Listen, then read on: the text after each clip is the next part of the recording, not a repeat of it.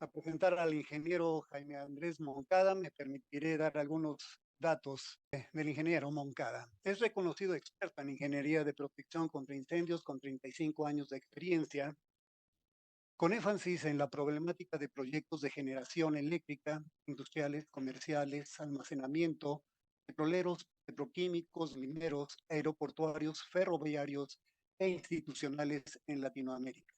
Además, es graduado en Ingeniería de Protección contra Incendios y poseedor de una maestría en Gerencia de Tecnología, ambos de la Universidad de Maryland. Obtuvo una licencia para ejercer Ingeniería de la Protección contra Incendios en la Unión Americana. Ex vicepresidente de la Junta Directiva de la SFPE, es la Sociedad de Ingenieros de Protección contra Incendios. Expresidente, fundador de la sección latinoamericana de la NFPA y coeditor de la quinta edición en español del Manual de Protección contra Incendios de la NFP. El ingeniero Moncada fue también durante 15 años director de los programas de desarrollo profesional de la NFPA para Latinoamérica. Ha publicado infinidad de artículos en revistas especializadas y además es un conferencista reconocido a nivel internacional y hoy nos hace el favor de acompañarnos, estar aquí con el tema la protección contra incendios en parques industriales. Ingeniero, muy bienvenido, sabes que esta es tu casa y gracias por acompañarnos en esta edición número 11 del Congreso Internacional de Seguridad Integral. Adelante, por favor, Jaime. Antonio, qué maravilla oír de ti una vez más. Gracias por la invitación. Lo dices tú, que esta es mi casa y me siento en mi casa. Siempre ha sido para mí muy halagador ser invitado por Aarón, por Jorge, oír de ti y poder hablar con esta audiencia tan especializada en seguridad sobre este tema específico de la protección contra incendios. Miguel Ángel ya nos dio un abrebocas muy interesante sobre la manera como, bueno, las cosas que hay que pensar en los parques industriales. Y ese va a ser el tema de hoy. Es un tema relativamente sencillo, porque en realidad lo que tenemos que hablar y tenemos que tener cuidado son un par de cosas y esa es la idea el día de hoy. Antes de arrancar, quería mencionarles esto. En estos días se cumplió el 10º aniversario del incendio de la Guatequís, que ha sido el peor incendio en una discoteca en Latinoamérica, el tercero más mortífero en el mundo en un club nocturno. Y yo tuve la responsabilidad de documentar este incendio para la NFPA. El informe original que preparé después de visitar el lugar del incidente, después del incendio, está en las páginas de NFPA. NFPA la semana pasada me pidió que hiciera una actualización de lo que ha pasado en estos 10 años desde el incendio en Brasil. Eso fue publicado, creo que por lo pronto ha sido publicado en el Journal en inglés. Creo que lo están traduciendo en nuestra página de artículos, que se la voy a mencionar al final de la presentación. Ya está montada la información que produjo la NFPA la semana pasada sobre el incendio.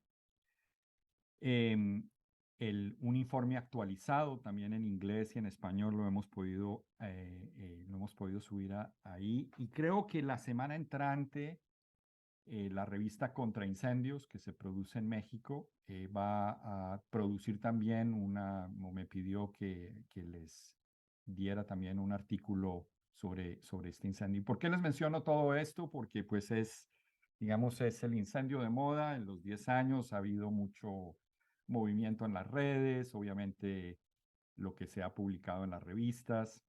Y hace también más o menos una semana tuve la oportunidad de dar una conferencia que es el link que está aquí en YouTube, por si ustedes quisieran recordar este incendio y aprender un poquito más de este incendio, un incendio que no es el primero que nos ocurre en Latinoamérica, es un incendio que ha tenido ingredientes similares, un incendio muy parecido al incendio de Station aquí en los Estados Unidos, al incendio en Cromañón, en Buenos Aires.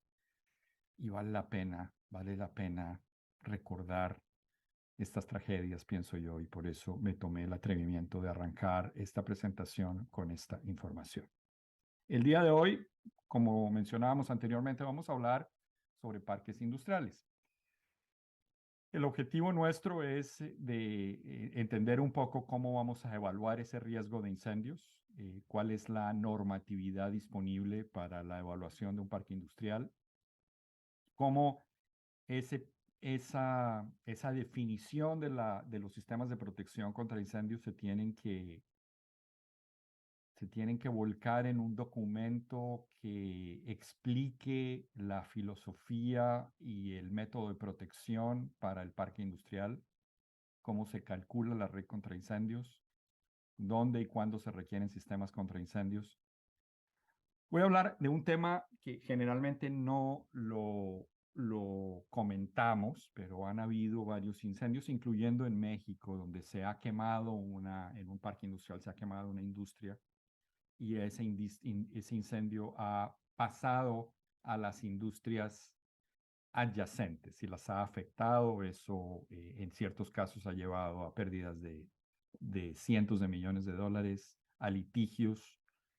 Y quiero hablar un poco de ese tema porque es un tema que no está resuelto todavía en las normativas de nuestros países, que es la parte constructiva de los edificios.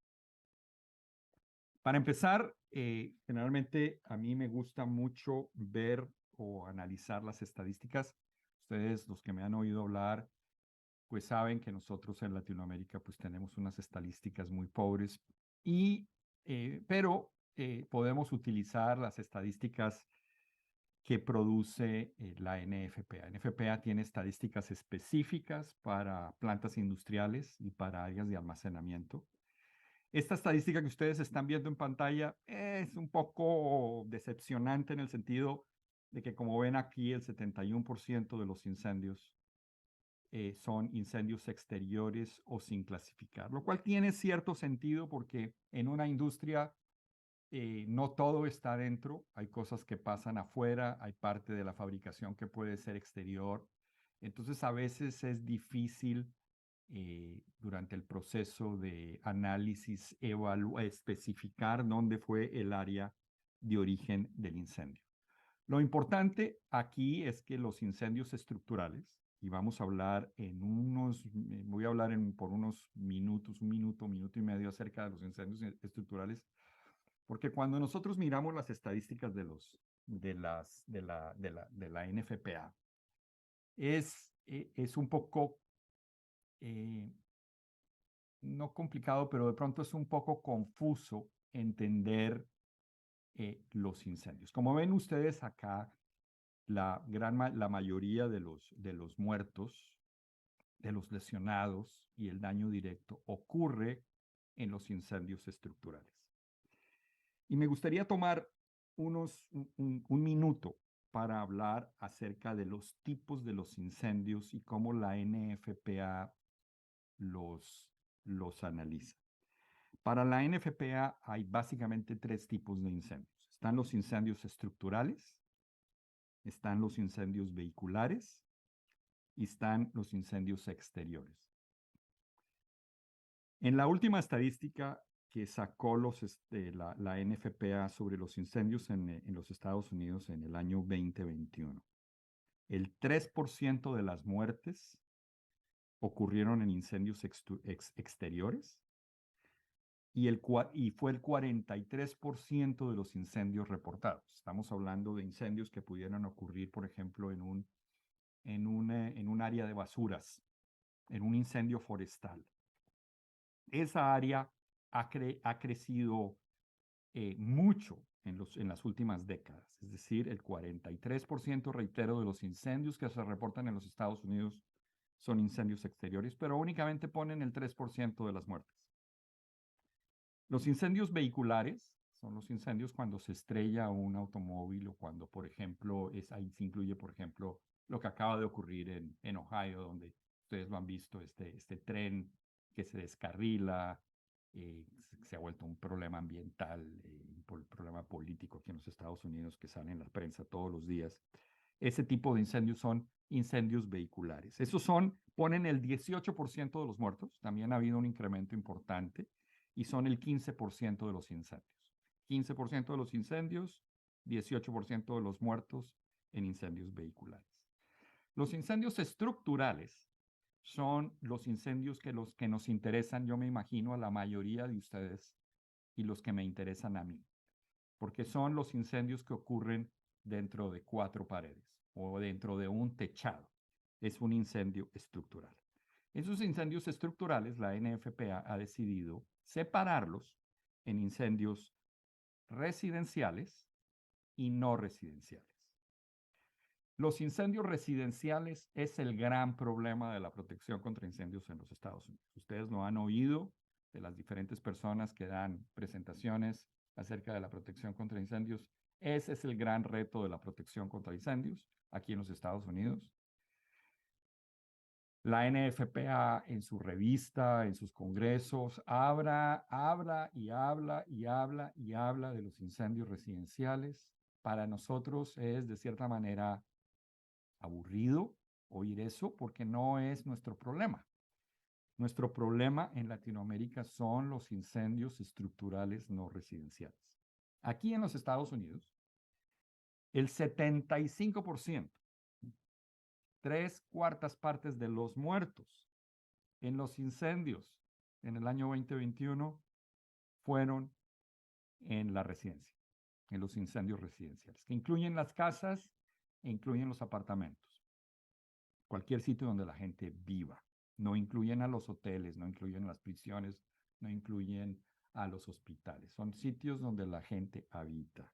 75% de los muertos y 27% de los incendios. Interesante, ¿no? Únicamente 27% de los incendios, pero esos incendios son muy letales. Ponen el 75% de los muertos. Y en áreas estructurales no residenciales, únicamente está el 3% de los muertos. Por ejemplo, el incendio que acabamos de mostrar de la Guatequís es un incendio no residencial estructural. Ahí es donde nosotros en Latinoamérica tenemos problema. Y es un problema que a través de la normativa de la NFPA, en un país como los Estados Unidos, donde se aplica esta normativa, ese problema se ha básicamente resuelto. He ahí la importancia de esa normativa para nosotros, porque nosotros estamos construyendo una arquitectura que busca replicar esa arquitectura del primer mundo, pero muchas veces sin tener las normas o los códigos que permitan que esos edificios no sean trampas de incendios, ¿no? Entonces, los incendios no residenciales estructurales son el 3%, ponen el 3% de los muertos y son el 9% de los incendios.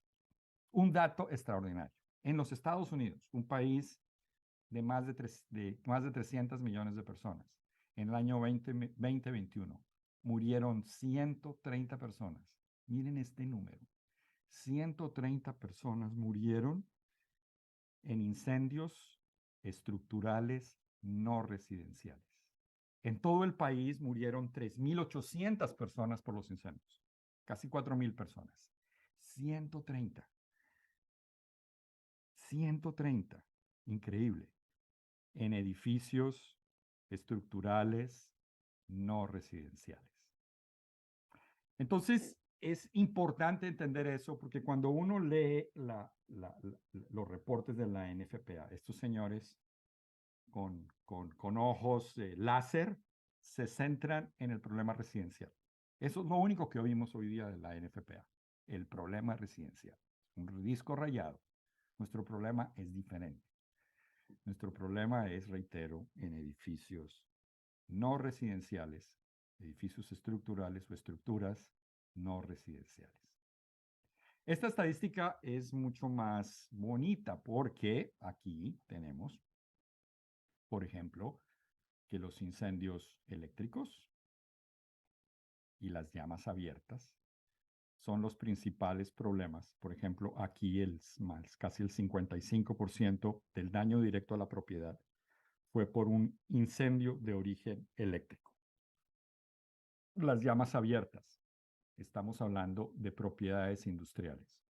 Ahora, en bodegas, las causas de los incendios son un poquito diferentes y tienen de cierta manera cierto sentido.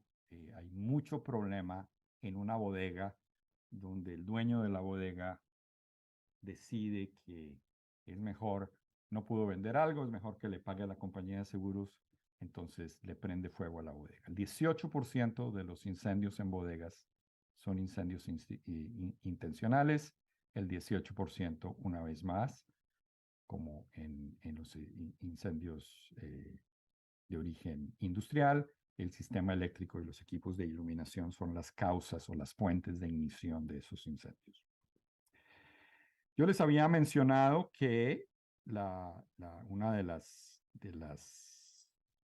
ventajas de seguir la normativa de la NFPA es que, de cierta manera, ha resuelto o está resolviendo el problema de la protección contra incendios en la mayoría de las ocupaciones que no son residenciales.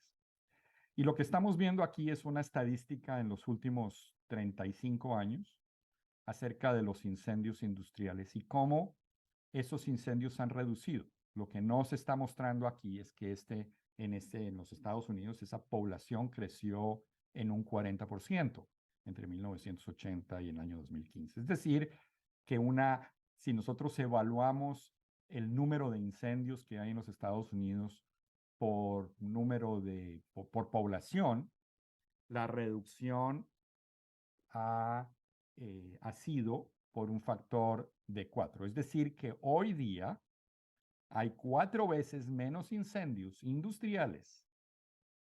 4 veces menos incendios industriales, si incluimos el incremento poblacional de los Estados Unidos, que los incendios que habían en 1980. En el área de bodegas, la reducción ha sido de 1 a 5. Esto es increíble. Y así ha ocurrido en hoteles, en prisiones, en hospitales, en edificios de gran altura, en edificios de oficinas, en centros comerciales. Ha habido una marcada reducción del número de los incendios en los Estados Unidos, según lo ha reportado la NFPA. Y la razón principal es obviamente de que es un país que lleva décadas utilizando normas como la norma del IBC o las normas de la NFPA. Entonces, de que funcionan, funcionan. Esta, por ejemplo, es una estadística acerca de los costos directos en bodegas a través de los años, desde 1980 hasta el 2013. Entonces, pues ahí tenemos, digamos, la información estadística que hay acerca de estos tipos de incendios, del tipo de ocupaciones que pueden estar en un parque industrial.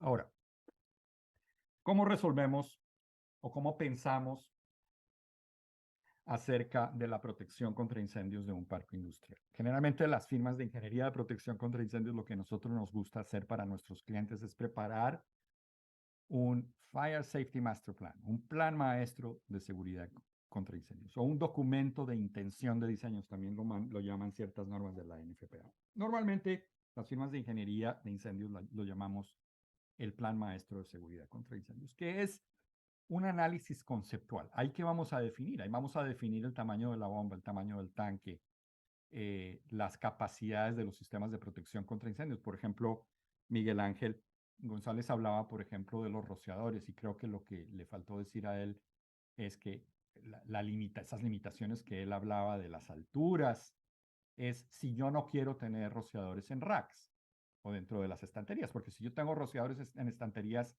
el rack o la bodega puede ser su altura puede ser infinita, pero muy bien, como él lo mencionaba, los clientes lo que quieren evitar es poner rociadores dentro de los racks. Entonces, esas limitaciones que él daba de las alturas. iban en ese sentido. Pero ese es un análisis muy importante que hay que hacer en el proyecto durante el plan maestro, porque eso me va a dar a mí el caudal de la bomba, el tamaño del tanque, me va a ayudar a diseñar la red contra incendios. Entonces, esa parte es muy importante. Otra parte que es muy importante en este tipo de proyectos, que no siempre se hace, es de tratar de separar la construcción de la ingeniería. Muchas veces en estos proyectos son proyectos que nacen muy rápidamente, entonces a la compañía que va a hacer la infraestructura de agua le dicen, oye, tú te encargas de protección contra incendios y ellos ahí tratan de hacer lo mejor posible. De pronto tienen un proyecto llave en mano, entonces instalan una red contra incendios que de pronto no es lo que debe ser. Y ese es el problema y ese es el razonamiento de esta presentación.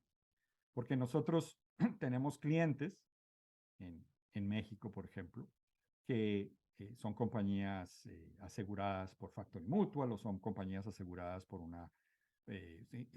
con un corporativo internacional que está pidiendo cumplimiento de muchas de estas normas internacionales. Entonces vamos a ese parque industrial y la infraestructura nos venden, el parque industrial nos vende que tiene una infraestructura de agua contra incendios, pero resulta que esa infraestructura de agua contra incendios no tiene las bombas como deben ser, no tiene un caudal como debe ser, la red contra incendios es instalada en acero, entonces no cumple NFPA. Tiene una cantidad de bemoles y de problemas que hace nuestro trabajo bastante complicado de, de, de poder asesorar a ese cliente para decirle, sí, hombre, aquí vas a estar bien, vas a cumplir, vas a tener un sistema adecuado de protección contra incendios. Entonces es muy importante que de cierta manera, sobre todo lo de incendios, se separe la parte de la construcción a la parte de la ingeniería, de que no sean los mismos, de que no haya una incompatibilidad ética, de que yo no sea juez y parte, de que yo no sea el que digo, bueno, mira, la red puede ser de 4 pulgadas, pero resulta que yo tengo el contrato de instalar la red y a mí ya me pagaron por instalar la red. Que haya esa separación. Me parece que es una cosa sana, nos parece que es una manera de que no se repliquen estos errores que son recurrentes. Entonces, este plan maestro, en el Manual de Protección contra Incendios, que fue editado por mi padre y por mí, escribimos que ese plan maestro es una estrategia, tal vez la mejor, para identificar y mitigar los riesgos de incendios, ya sea en una instalación existente o en un proceso de diseño. Es decir, uno puede hacer un plan maestro en un parque industrial que sea existente, no necesariamente tiene que ser un parque industrial nuevo. Es la mejor guía para adecuar de la manera más racional y coherente posible la instalación a un nivel aceptable de seguridad contra incendios. Generalmente es un consultor en ingeniería de incendios independiente, externo al constructor.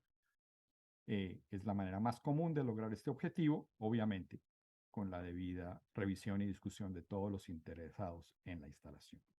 Ahora, Perdón, ingeniero, perdón que te interrumpa. Tenemos un comentario de Miguel Núñez que dice, ahora que se usan las baterías de litio, ¿qué medidas de protección se pueden implementar en ambientes industriales, en ambientes comerciales y en ambientes domésticos? Bueno, es una pregunta muy específica y yo te sugiero que la respondamos al final, si te parece. Muy bien. Ok, Adelante, por favor. muchas gracias, Antonio.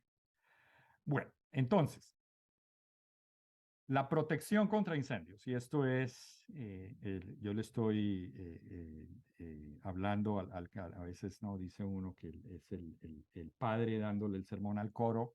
Aquí le estoy dando un sermón de pronto al coro porque esta audiencia muy posiblemente conoce estas cosas muy bien.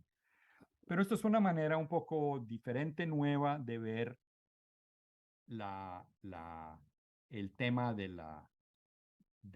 perdón que voy a mover acá algo para poder ver, perfecto. Entender los objetivos de la protección contra incendios. Y es algo parecido al tetraedro del fuego, donde tenemos por un lado unos objetivos que tenemos que cumplir. En un parque industrial vamos a tener objetivos principalmente de protección a la propiedad, pero también objetivos de protección a las personas, de continuidad de la operación productiva. Son nuestros objetivos de protección contra incendios en mi parque. Y tengo que tener 3 cosas para llevar adelante esos objetivos. El primero es el que me establece el nivel de seguridad. Y ese nivel de seguridad está establecido por códigos, los códigos de protección contra incendios. NFPA 1, el IBC, el International Building Code, el Manual de Protección contra Incendios, por ejemplo. Hay un documento que se llama Ingeniería de Protección contra Incendios Industrial, la NFPA 101 para los temas de evacuación. Son esos documentos que me van a establecer el nivel de seguridad de mi parque industrial. Y esos códigos me van a llevar a unas normas. Esas normas me van a dar el nivel de efectividad.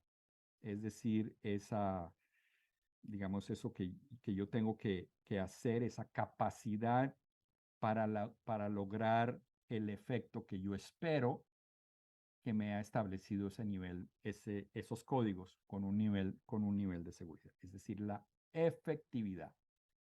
Es decir, el código me dice, tienes que tener, por ejemplo, un sistema de rociadores automáticos. Bueno, ese sistema de rociadores automáticos, el código me va a decir que lo tengo que diseñar de acuerdo a la NFPA 3. Perfecto. Esa norma me establece un nivel de efectividad. Ese algo para que yo pueda lograr ese efecto esperado que me pide el código.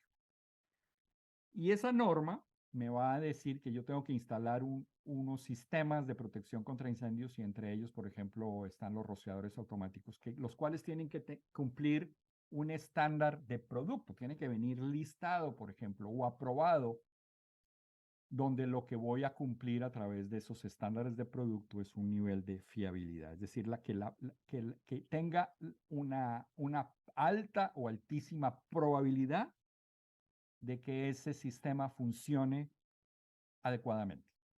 ¿Ok? Entonces, para que nosotros entendamos esto de otra manera, en mi tetraedro de la seguridad contra incendios tengo unos objetivos a través de unos códigos que me mandan a unas normas que utilizan unos estándares de producto para que todo eso tenga el nivel de confiabilidad, de efectividad, de eficiencia, de costo-beneficio, como ustedes lo quieran llamar, en mi proceso de protección contra incendios.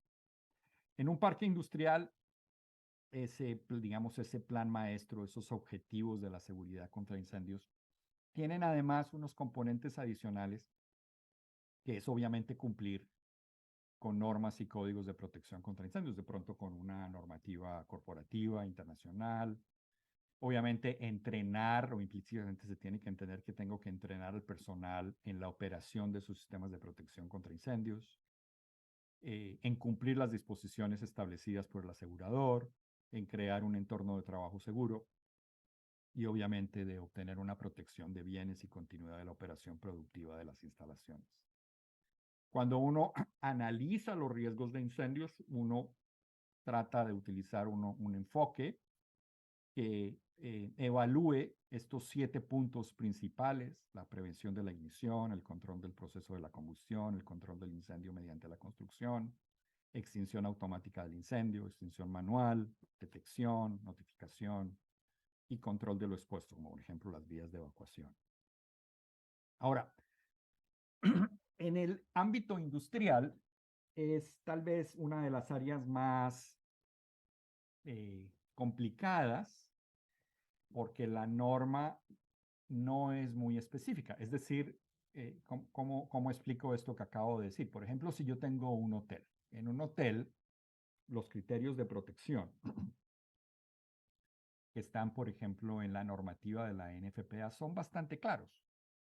El hotel tiene que tener rociadores automáticos, las habitaciones tienen que tener alarmas de humo, el sistema tiene que tener un sistema de voceo, el sistema tiene que tener un sistema de evacuación de evacuación.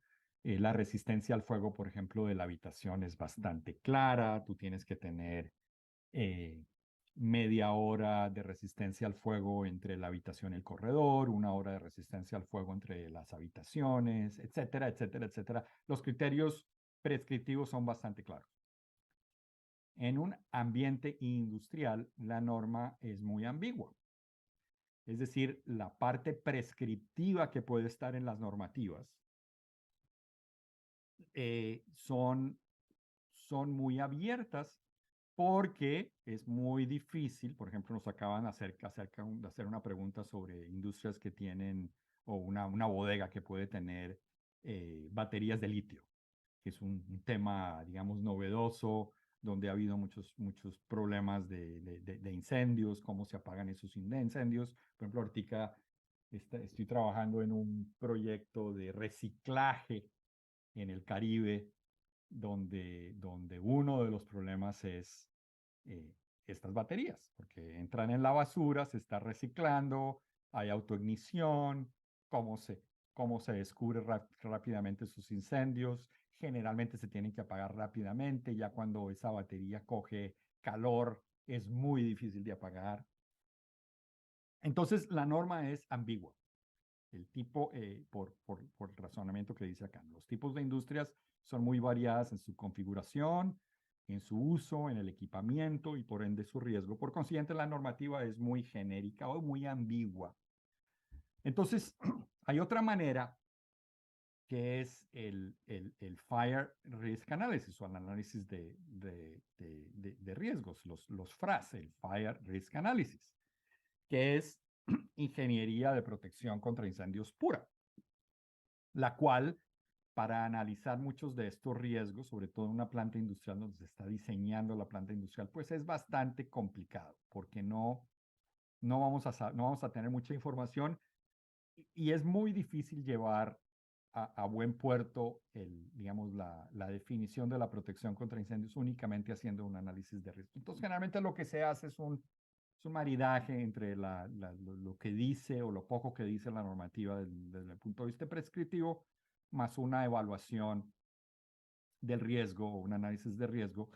Es la manera más común de analizar ese riesgo de incendios. Y ese riesgo de incendios lo que busca es entender qué es lo que puede pasar, calcular qué tan grave puede ser ese incendio y conocer qué tan costo-beneficiosa puede ser la solución adoptada, ¿no? O sea, es muy importante que la protección contra incendios en uno de estos parques industriales sea la justa, ¿no? Sea un parque industrial con protección contra incendios, no un sistema de protección contra incendios con parque industrial, lo que a veces uno, cuando empieza a evaluar estos riesgos, termina uno con un sistema que es mucho más costoso de lo esperado. Y una de las cosas que nosotros tenemos que buscar, obviamente, siempre en protección contra incendios, es que sea una protección contra incendio desde el punto de vista. Buen día a todos ustedes, mi nombre es Jaime Andrés Moncada. El día de hoy quisiera comentar brevemente acerca de la detonación que ocurrió en el puerto de Beirut el pasado martes 4 de agosto en horas de la tarde. Como me imagino todos ustedes han visto esta y otras imágenes que han dado la vuelta al mundo, y en realidad pues ha conmovido a todos nosotros por lo grande, el efecto que ha tenido este gran evento. Lo que ustedes ven obviamente es esta detonación que inmediatamente después crea un hongo de vapor, que es lo que ven a ustedes ahí. Ese hongo de vapor entra y sale, como se ve muy claramente en el video. 4 días después o 5 días después, el día de hoy ya van más de 200 muertos, más de 7.000 heridos, y se estima que los daños a la propiedad están en el orden de 10.000 a 15.000 millones de dólares. Obviamente la población está indignada contra las autoridades de que permitió que esto ocurriera, y lo que se ha dicho es que no fue un evento terrorista. Bueno, el 21 de septiembre del 2003, el dueño del barco de si está solo y está considerado explosivo, se utiliza como fertilizante y como explosivo para la minería. Si está solo y está separado de cualquier otra fuente de ignición, él no es inestable, o sea, no se cataloga como algo flamable, como ven en el rombo de la NFPA 704, su flamabilidad es 0. pero él sí puede explotar si está en contacto con una fuente intensa de calor. Su almacenamiento a propósito está regulado por la NFPA 400 en el capítulo 11. Bueno, lo que están viendo ustedes en pantalla es un video muy bueno, muy claro, que muestra lo que básicamente ocurrió aquí. Aquí estamos viendo un incendio que es unos 10 minutos antes, está obviamente en el puerto. Ese incendio va creciendo paulatinamente, poco a poco. Acá ya estamos a 6 minutos y lo que vamos a ver en unos minutos es esta detonación que todos ustedes vieron, de cómo el nitrato de amonia explota. Una detonación es un proceso explosivo donde la onda expansiva es supersónica, es decir, que tiene una velocidad superior a la velocidad del sonido. Hay otro término también que se utiliza mucho en explosiones, es una deflagración. La deflagración es cuando la onda es subsónica. Pero aquí, digamos, lo que vimos y el nitrato de amonia cuando explota agresivamente como lo va a ocurrir acá, es una detonación. A propósito, la detonación y la deflagración es el proceso explosivo. La explosión es obviamente el resultado de ese proceso. Ya estamos aquí en el último minuto y lo que se dice o se piensa es que el incendio eventualmente llegó a un área donde había elementos pirotécnicos. Entonces lo que van a ver ustedes, y creo que van a empezar a oír detonaciones muy rápidas, y van a empezar a ver antes de la primera explosión fuegos pirotécnicos. Y creo que en unos segundos los van a empezar a ver. Ahí se vio el primero, aquí van a ver muchos más repetidos y se ve esta explosión que es más o menos antes de la detonación. Esta detonación, como decía yo, es una onda explosiva súper rápida que al tener esa temperatura tan grande crea un hongo de vapor, que es lo que todo el mundo tuvimos. Pero cuando se va el hongo de vapor, se va a ver la explosión en la parte de atrás, y creo que en los videos anteriores se vio muy claro. Se dice que esa onda explosiva que ven ustedes ahí tiene una sobrepresión de más o menos unos 15 bares, y obviamente eso es lo que destruye, cientos de metros a la redonda del punto de ignición, y desafortunadamente obviamente mata y hiere a las personas. La mayoría de las personas que están heridas por, digamos, lo que se suelta, que rompe esta onda explosiva. Bueno, en este video en super cámara lenta se entiende o se ve mucho mejor la detonación. Aquí tenemos la explosión, que eventualmente, ¿no? La velocidad del desarrollo de esa llama es supersónica, creando una detonación, y lo que se crea en este momento es, a través de esa onda de calor, la vaporización del ambiente alrededor de la explosión, y ese hongo, que es lo que la mayoría de nosotros nos llamó mucho la atención, ¿no? Parece una explosión ¿no? de un arma nuclear, pero esto ha ocurrido y se ha reportado anteriormente en eventos similares como este.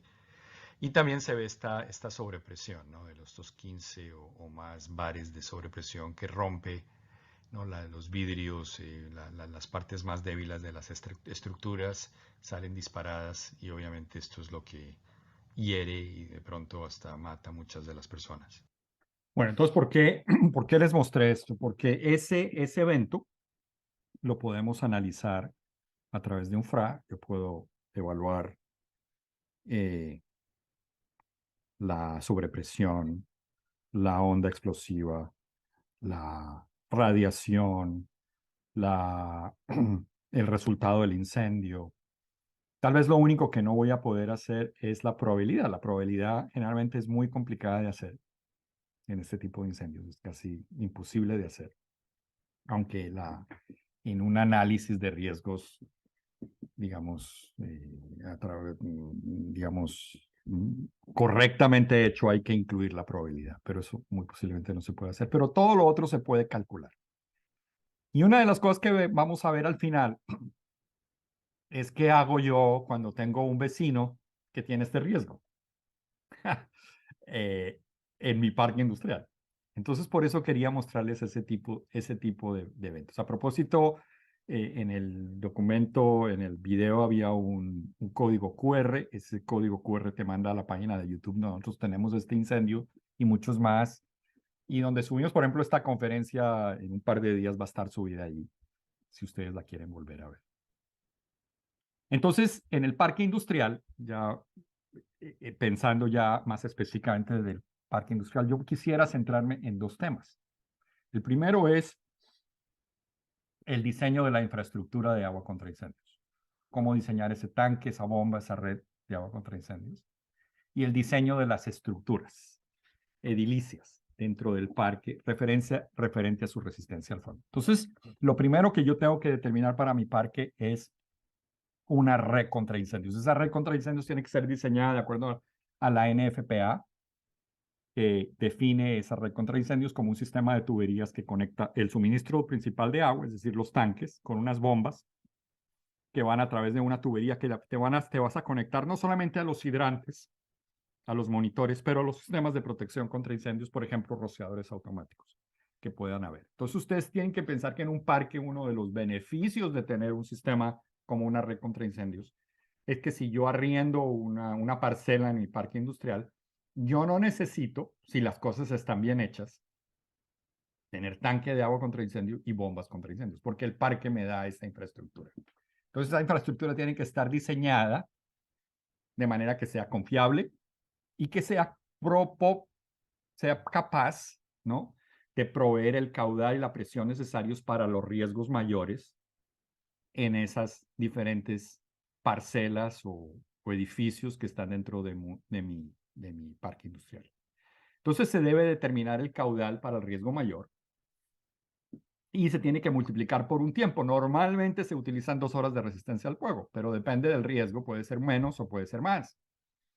Entonces, por ejemplo, si yo tengo un sistema, por ejemplo, tengo una bodega que va a tener cierta altura y ese sistema requiere 2.500 galones por minuto, pues lo multiplico por 2 horas y eso me va a dar el tamaño del tanque de agua contra incendio. Entonces, ese análisis hay que hacerlo. Hay que tratar de estimar o si no poner en los criterios del parque industrial cuáles son las limitaciones. Bueno, aquí se van a poder poner una bodega de almacenamiento de hasta tanta altura, con plásticos clase A o lo que sea, tener algún tipo de lineamiento para que la persona que arriende o que compre pueda tener la certeza de que si él sigue esos lineamientos puede conectarse al sistema de agua contra incendios. Ese sistema de contra incendios, como decía anteriormente, tiene un tanque. Ese tanque se tiene que diseñar de acuerdo a la NFPA 22, tiene que estar alejado de cualquier exposición al fuego, tiene que tener un medidor o alarma de nivel, todos los tanques deben tener techo y tiene que tener una placa antivórtice, que es la que les estoy mostrando aquí, y su inspección, prueba y mantenimiento se tiene que hacer de acuerdo a la NFPA 25, el capítulo 9. Obviamente ese tanque va a unas bombas. La normativa de la NFPA habla de la bomba contra incendios, no habla de las bombas contra incendios, pero dependiendo del riesgo asegurado. Nosotros y muchas compañías de consultoría siguen ciertos lineamientos y nosotros, si el riesgo es menor a $10 millones, nosotros recomendamos una bomba contra incendio. Estamos hablando de riesgos industriales. Si el riesgo está entre 10 y 100 millones de dólares, es una bomba diésel. Si el riesgo es de más de 100 millones de dólares, nosotros recomendamos 2 bombas diésel. Pero eso es nuestra recomendación porque la norma de la NFPA es agnóstica. En México, la norma mexicana pide una bomba eléctrica y una bomba diésel. Entonces, pues se acabó el problema. Eso es una metodología, digamos, muy anticuada porque sería mucho más efectivo tener 2 bombas diésel, por ejemplo. Pero bueno, si la norma local te pide las 2 bombas, pero lo que quiero que entiendan es que la norma de la NFPA no te requiere 2 bombas. Entonces se utilizan estos criterios. Esa bomba contra incendios tiene que estar diseñada para, obviamente, poder manejar un caudal y una presión necesarios para ese riesgo mayor que habíamos hablado anteriormente. Las bombas tienen que arrancar automáticamente. La red contra incendios debe estar presurizada por consecuencia de tener una bomba jockey. La bomba jockey debe tener una presión un poquito mayor que la bomba contra incendios. O sea, la bomba jockey siempre mantiene la red contra incendios un poquito más, con más presión que las bombas contra incendios, de manera que cuando las bombas contra incendios se prendan, la red ni se entera. Es una manera la manera como NFPA lo ha concebido. No siempre se hace así, pero ese es el objetivo que tiene la normativa.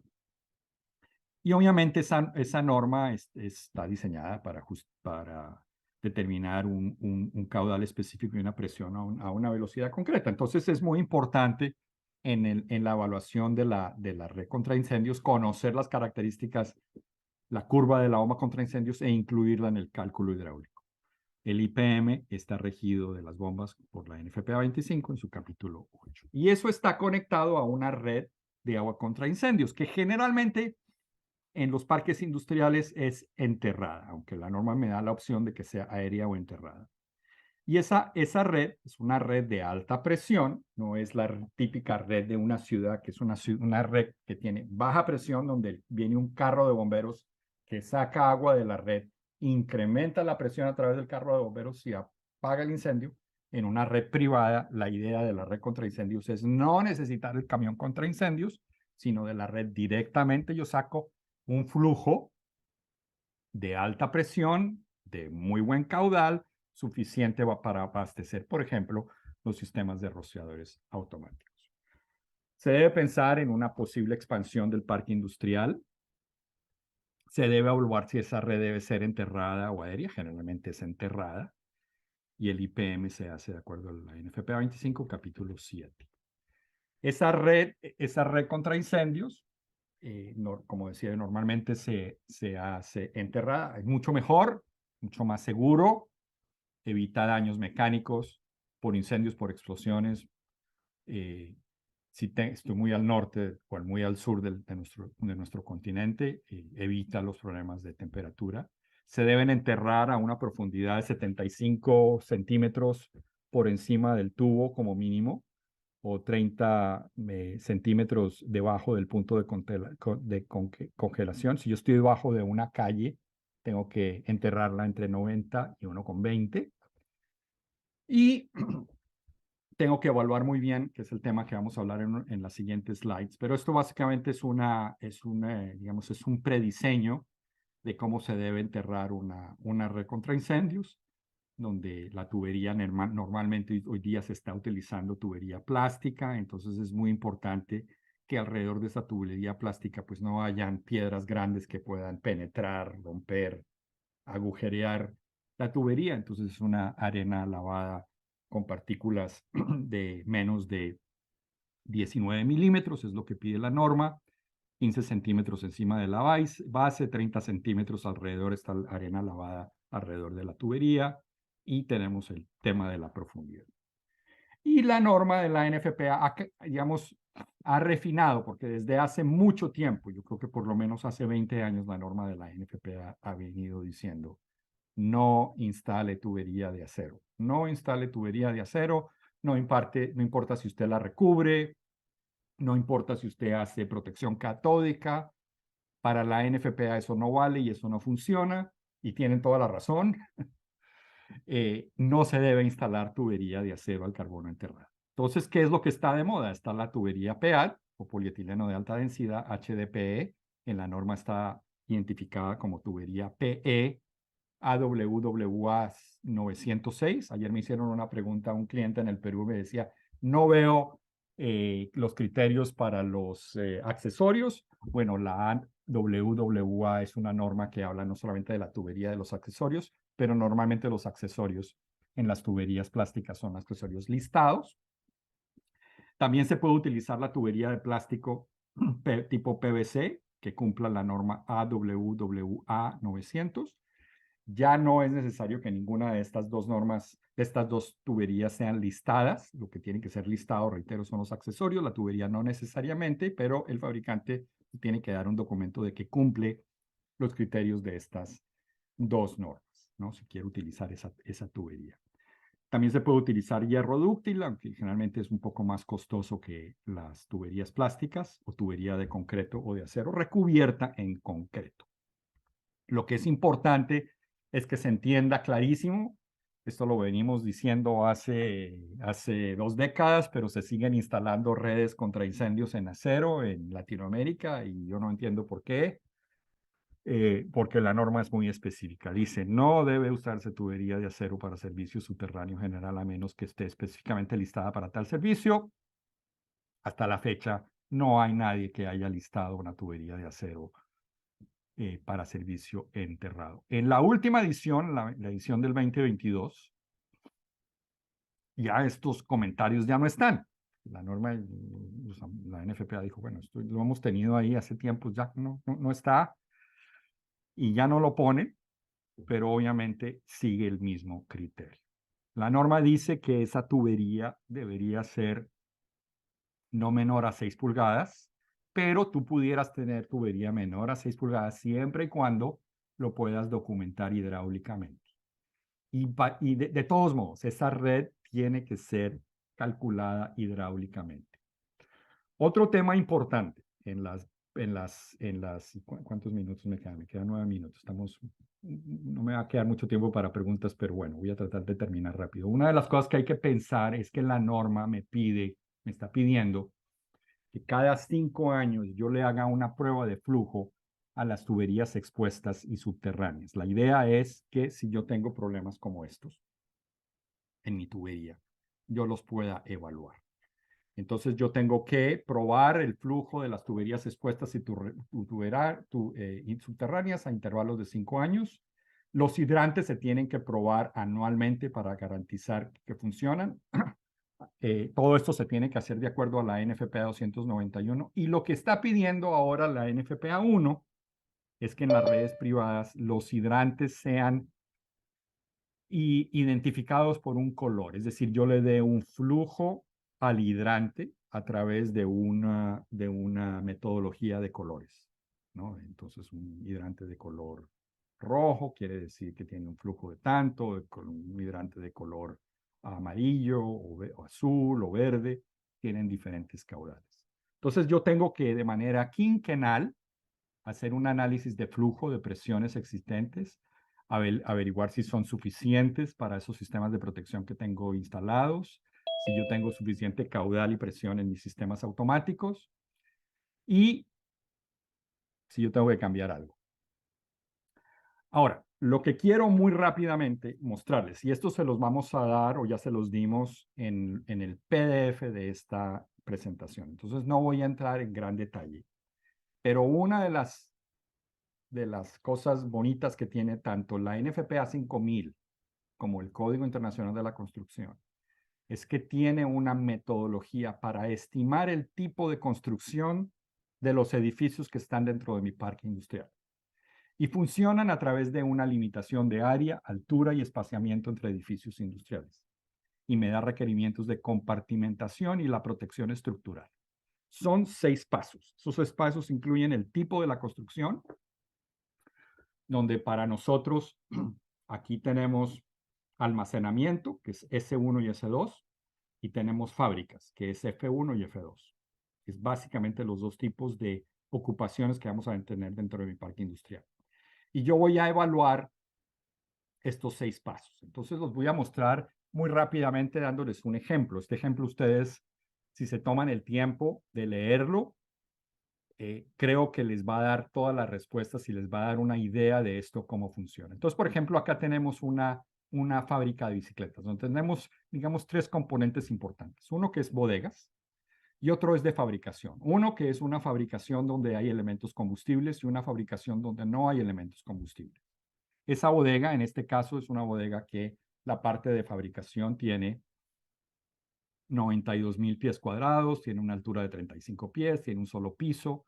Esta bodega tiene 60,000 pies cuadrados de área, tiene 40 pies de altura y tiene 2 pisos de almacenamiento. Entonces, una de las preguntas que me vamos a hacer es si esto los clasifico como F1 o F2.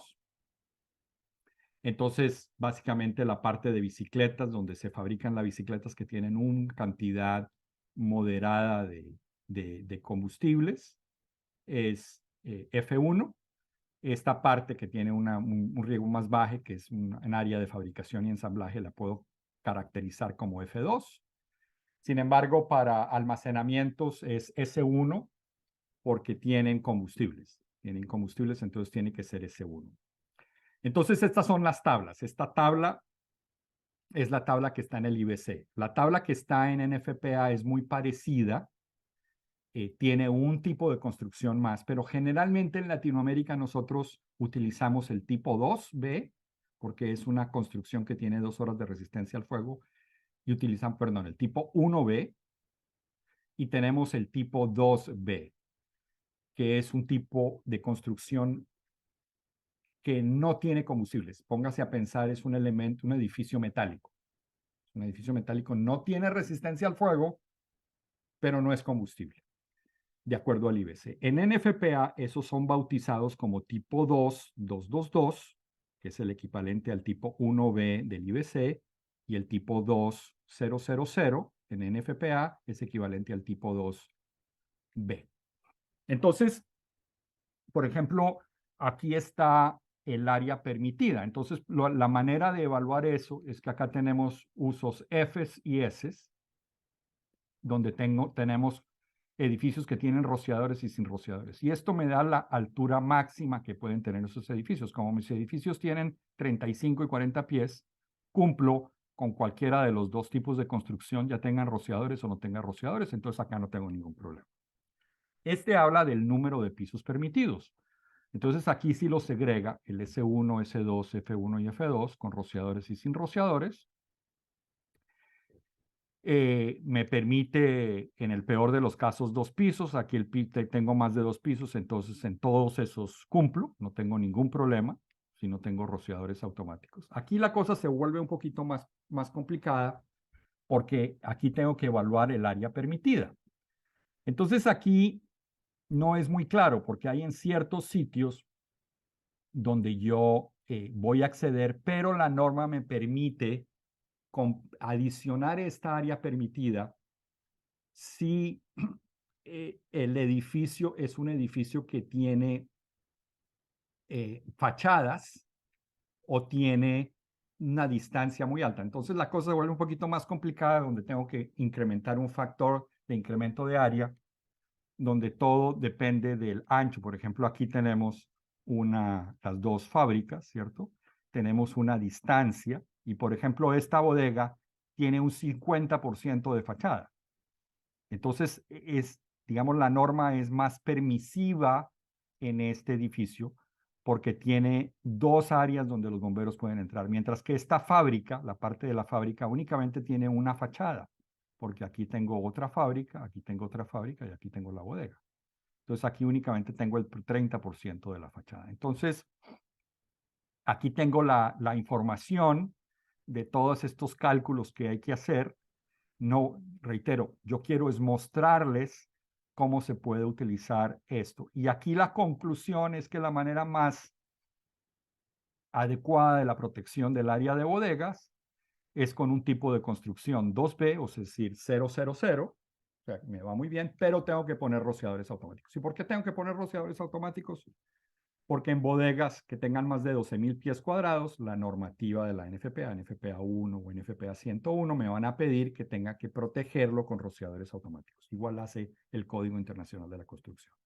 Entonces, lo que quiero mostrarles aquí es que haciendo todo este análisis, la bodega en la parte de construcción puede tener un tipo de construcción tipo 2000, de acuerdo a NFPA, un edificio que puede ser metálico, que no necesita paredes cortafuego. En la parte de la fábrica, hacemos el análisis y ahí sí necesito un tipo 1B. Es decir, en la fábrica necesito paredes de 2 horas de resistencia al fuego. Y tengo que poner rociadores, porque en fábricas de más de 12,000 pies cuadrados también la NFPA me va a pedir rociadores, igual lo hace el IBC. Entonces, una de las preguntas es, además de definir el tipo de construcción de la bodega, es cuál es la separación entre las bodegas. Entonces, aquí tenemos que analizar, o quiero analizar, tres posibles paredes cortafuegos. Una es, si la fábrica es toda F1 a la izquierda, ¿cuál es esta pared? Entonces, en ese sentido, yo tengo por un lado F1 y S1. La norma asume que esos riesgos son similares, por consecuencia, todo tiene rociadores automáticos, acuérdense, no necesito resistencia al fuego. Es decir, esta pared no necesita tener resistencia al fuego. Ahora, si yo decido separar la fábrica de la parte de fabricación metálica a la parte de assembly o ensamblamiento que tiene combustibles y quiero poner una pared contra incendios, estoy separando un F1 a un F2. La norma me dice que para separar un F1 a un F2 y tengo rociadores automáticos, la pared tiene que ser de 1 hora de resistencia al fuego. La única razón que yo haría eso es si yo quiero eliminar los rociadores automáticos, para no tener rociadores automáticos. Entonces, en ese caso, esa pared tendría 2 horas de resistencia al fuego. Pero la parte más interesante... Sí, ya estoy terminando, es la última. Dime. Sí, gracias. Gracias. Bueno, y la última parte es esta pared, las paredes externas. Entonces, acá yo tengo que analizar los diferentes usos. Pero lo que ustedes se van a dar cuenta es que no importa cuál sea el uso, la pared contra incendios va a ser, en el peor de los casos, de 2 horas de resistencia al fuego. Aquí tengo los riesgos de alto riesgo, que es H1, H2, H3 y H4. H1 es un riesgo que tiene detonación. Entonces, si yo tengo un problema similar al de la fábrica, no me lo permite. Entonces, tiene que ser una fábrica independiente. ¿Ok? Entonces, lo que quería mostrarles, si yo tengo un riesgo como el de Beirut en este parque industrial, yo no puedo tener esa parte que tiene el elemento que pueda dar una detonación. No es permitido adosarlo al frente o ponerlo al frente de otra instalación. Y bueno, muy rápidamente, pero eso es lo que le querías mostrar. Y Antonio, te ofrezco mis disculpas, que me pasé unos minutos. Y aquí está mi información. No, adelante, si hay alguna adelante. pregunta, Antonio, y para ustedes, por favor, escríbanme. Y aquí está información de donde pueden obtener mayor información acerca de lo que yo hago y de los artículos y de los cursos.